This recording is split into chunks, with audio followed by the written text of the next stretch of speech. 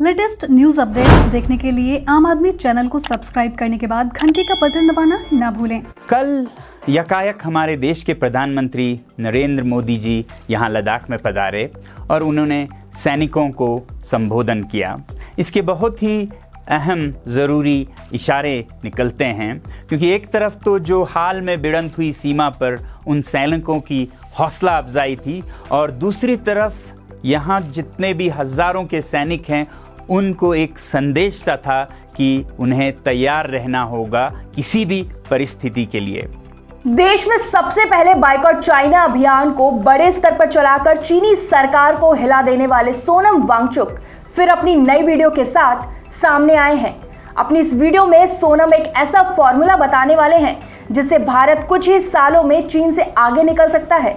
Video के शुरू में वांगचुक प्रधानमंत्री नरेंद्र मोदी के लद्दाख दौरे के मायने समझाते हुए कहते हैं कि और परिस्थिति कोई भी हो सकती है, चीन का कोई मालूम नहीं रहता है। ये जो बहुत ही बड़े संख्या में सैनिक जमाव हो रहा है सीमा पर, या तो ये एक मनोवैज्ञानिक दबाव भारत पर डालने के लिए हो सकता है, या फिर सच में युद्ध की तैयारी हो सकती है। मगर दोनों ही हालत में मेरे ख्याल से प्रधानमंत्री का यहाँ आना एक बहुत ही बड़ा संदेश था चीन के लिए कि अगर ये मनोवैज्ञानिक दबाव है तो उसमें हम आने वाले नहीं हैं, हम तैयार हैं किसी भी हालत के लिए। और अगर युद्ध की तैयारी हो तो फिर उसके लिए हम तैयार हैं। और इस इशारे से शायद चीन के आगे के फैसले पर बहुत असर होगा। वांगचुक अपने वीडियो में आगे कहते हैं कि सिर्फ सैनिक ही कोई जादू नहीं कर देंगे। जब तक हम आम लोग, चाहे एक स्टूडेंट हो, सफाई कर्मी हो या कोई और, जब तक सभी का साथ नहीं मिलेगा तब तक हम अपना लक्ष्य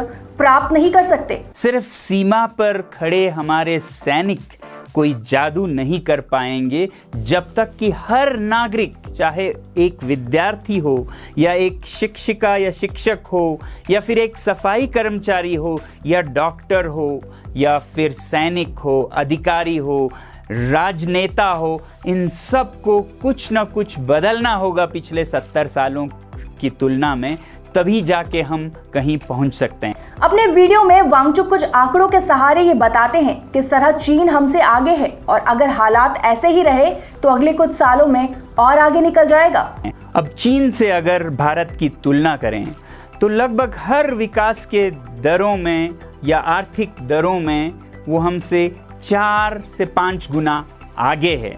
4 गुना अगर आगे है तो हम जिस तरह अभी चल रहे हैं उसी तरह चलते रहे तो पिछले 50 सालों में हम बराबर से 4 गुना छोटे हो गए उनसे, तो अगले 10 या 20 सालों में तो फिर 4 से 8 गुना छोटे, 8 से 16 गुना चीन से हम छोटे होते जाएंगे अगर हालत यही कायम रही।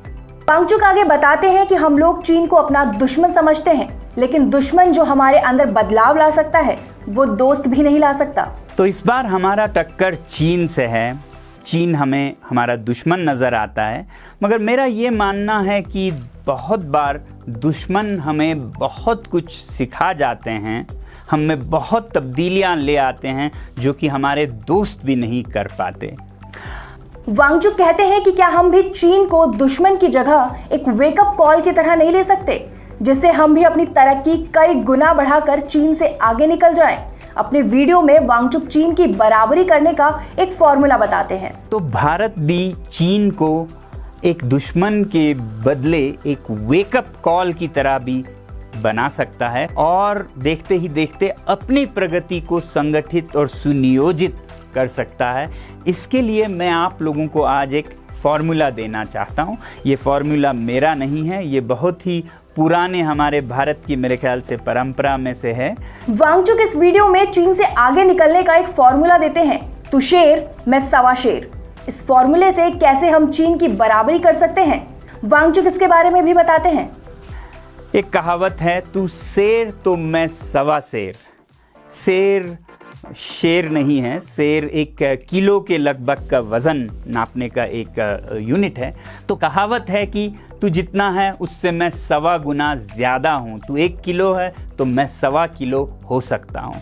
तो ये 1.25 का फॉर्मूला मुझे बहुत ही पसंद आया और मैं आज भारत के सामने ये रखना चाहता हूँ। वांगचुक आगे बताते हैं कि कैसे 1.25 के फॉर्मूले से हम अगले कुछ साल में चीन की बराबरी कर सकते हैं। वांगचुक बताते हैं कि कैसे स्टूडेंट से लेकर डॉक्टर तक सभी को अपने काम में 1.25 की वृद्धि करनी है। चीन के बराबर होना है आर्थिक रूप से, विकास के रूप से, शिक्षा के दर से, तो फिर हमें 1.25 का फॉर्मूला अपनाना होगा। यानी कि जो आज हम कर रहे हैं, जिस तरह से भी कर रहे हैं, चाहे वो आपके फैक्ट्री में सामान बन रहे हो, या अगर आप एक विद्यार्थी हैं तो कितने घंटे आप पढ़ाई कर रहे हो, या आप डॉक्टर हैं तो कितने मरीजों को आप देख रहे हैं, जो भी आप कर रहे हैं उससे 1.25 गुना करना शुरू कर दीजिए देश के लिए, अगर हम चीन के बराबर होना चाहते हैं अगले कुछ सालों में। वांगचुक बताते हैं कि कैसे 1.25 का फॉर्मूला पूरे भारत को अपनाना चाहिए, जिससे हम अगले कुछ साल में चीन की बराबरी कर पाएं। मैं आप लोगों से यही विनती करना चाहता हूं कि चीन सैर तो हम 1.25 सैर, इस हिसाब से हर विद्यार्थी अपनी मेहनत करे, हर अधिकारी अपने काम को 1.25 गुना करे, हर नेता अपने विकास के दर को 1.25 गुना करे, और हर अच्छे गुण भारत में 1.25 गुना हो। जैसे अगर करप्शन है तो हम अपनी ईमानदारी को 1.25 गुना बढ़ाएं, अगर हम सुस्त हैं तो हम अपने ऊर्जा को 1.25 गुना बढ़ाएं, अगर हम लापरवाह हैं तो हम अपने होशियारी को 1.25 गुना बढ़ाएं। वांगचुक कहते हैं कि आज अभी के लिए तो बायकॉट चाइना अभियान ठीक है, उससे काम चल जाएगा, लेकिन अगर हमको चीन की बराबरी करनी है तो हमें आत्मनिर्भर बनना पड़ेगा, अपने उद्योगों को बढ़ावा देना होगा।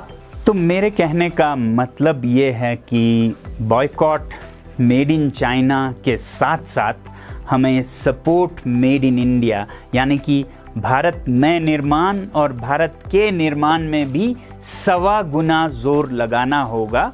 क्योंकि आज तो हम बायकॉट मेड इन चाइना से शुरू कर सकते हैं, मगर आगे चल के चीन से बराबरी करनी हो तो हमें अपनी मेहनत, अपने उद्योग को भी बढ़ाना होगा।